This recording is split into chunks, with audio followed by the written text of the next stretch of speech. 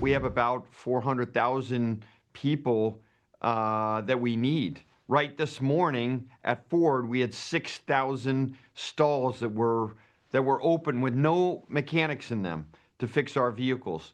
If I had like one of those big red bells in a fire department, I'd hit it with a hammer. I'd ring the alarm. This is it. Mike Rowe and Ford CEO Jim Farley giving America a chilling warning.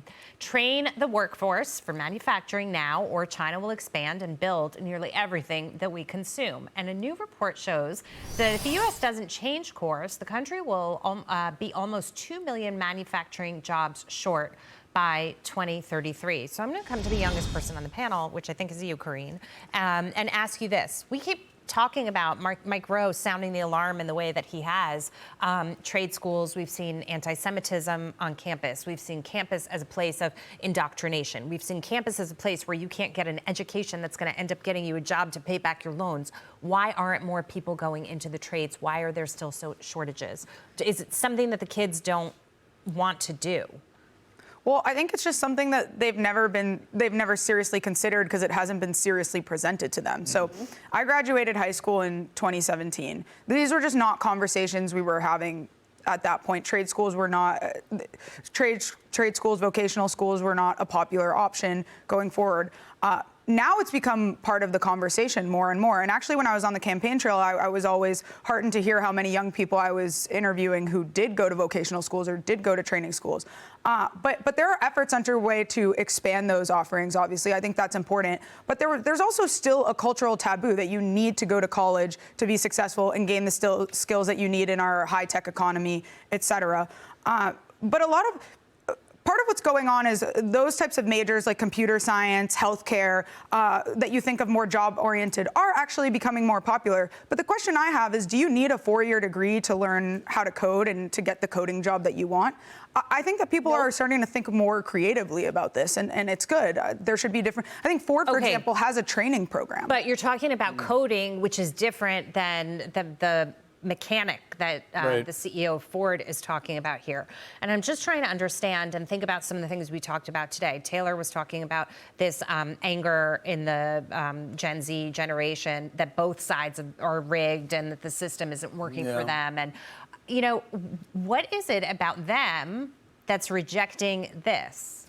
Well, part of Gen Z is not rejecting it, right? You've got some of Gen Z that's flocking to this new space. We've seen that in some of the data. And then you have some of Gen Z, I think in like urban areas, especially with like the rich liberal elites who are really rebelling against it. They don't want to go this way. So I almost don't want to speak about Gen Z monolithically. I think there's a big difference. But one of the problems, I'll just say this as a parent because I have teenage kids, one of the challenges is the whole educational system is built to pave the way for your kids to go to college. Yes. The information is there. The schools put it right in front of your face. It's all set up. And I think that's brilliant by the people who want to perpetuate what's happening right now. I'm just saying, but if you want your kid to go a different direction, you just run into wall after wall. And I'm not in the trades, so I don't know how to navigate that well. I really need help for somebody to show me that. But schools don't want to do that. And Mike Rowe calls it a dignity of work problem. Go to a high school graduation and see who's on stage. And ask yourself, the people getting the awards, are any of them going into plumbing or electric or auto mechanic or HVAC or anything? Answer, no. No. It's the people getting scholarships to four-year schools. And so when that's who is rewarded, then that dictates who pursues that path. Right. And it's not the best and the brightest because they think to get a pat on the back, they have to get a scholarship to a four-year school. Kagan? With respect to Mike Rowe, all of this is changing, and it's changing because of families and because of young people.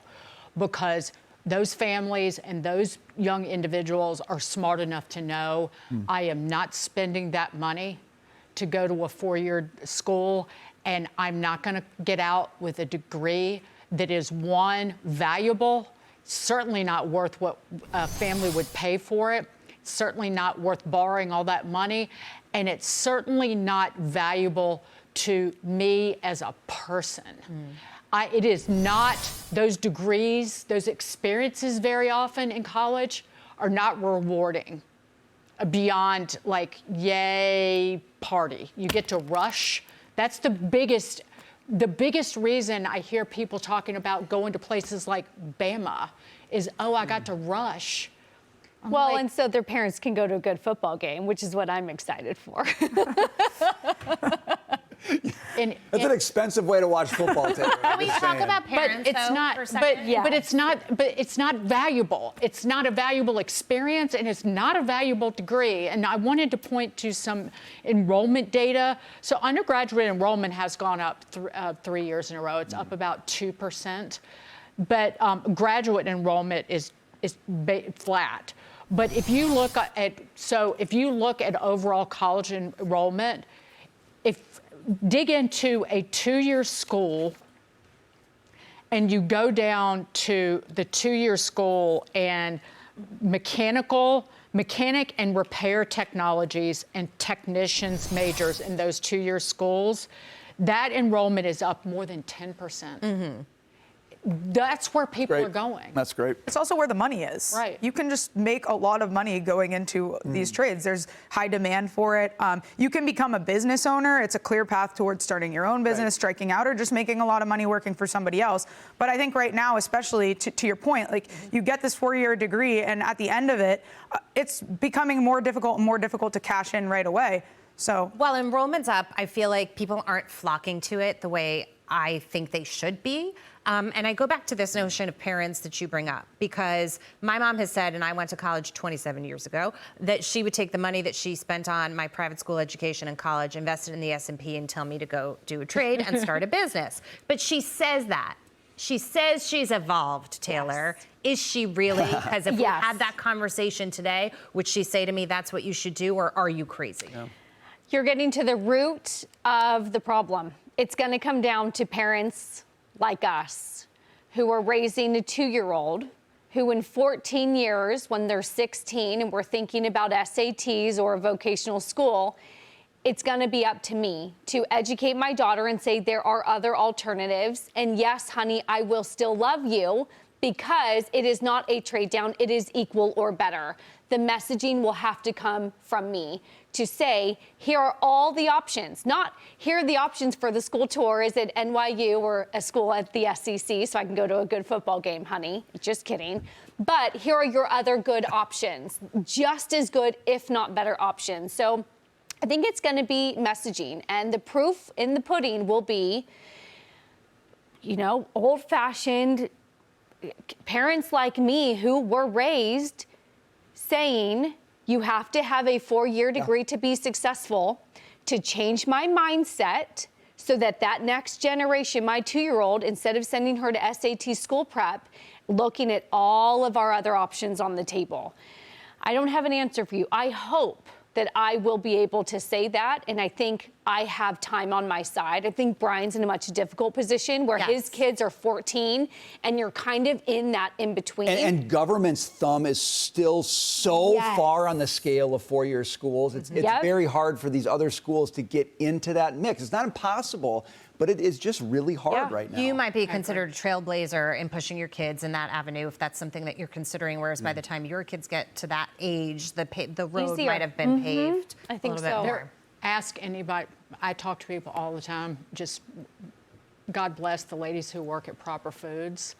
One of them, child, is thinking about he's going to trade school. Yep. Because they want to be plumbers and electricians. Done. Easy. And they're going to be laughing us all to the bank. And they're going to have better options too. People are getting creative now. Yeah. Exciting stuff.